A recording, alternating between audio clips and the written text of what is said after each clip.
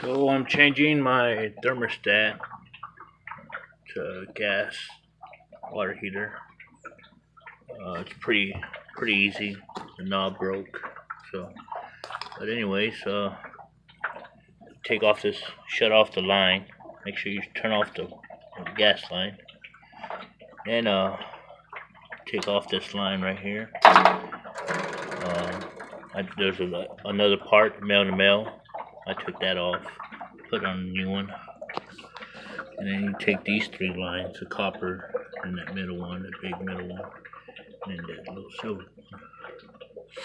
And make sure you take off the wires are right here for this little electrical, element before you twist this off. And make sure you drain all the water. You can tell I made a mess with water. Other than that, should be pretty simple. Got the new one right here. Got my male-to-male part. 3 lines in the bottom. Those 2 wires. You got your positive and negative wire, or ground and neutral. Put them right there. And your igniters on the side, right there. And that should be it.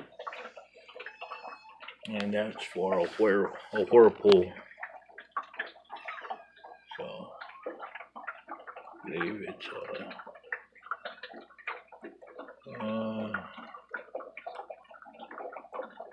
I guess a 40 gallon capacity. Everything was working good, and then it had to change my cold water to the hot water side.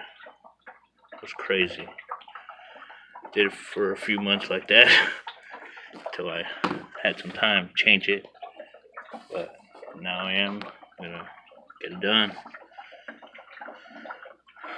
So that's it. Got any questions? Comment below, and I'll answer them as best as I can. Thanks.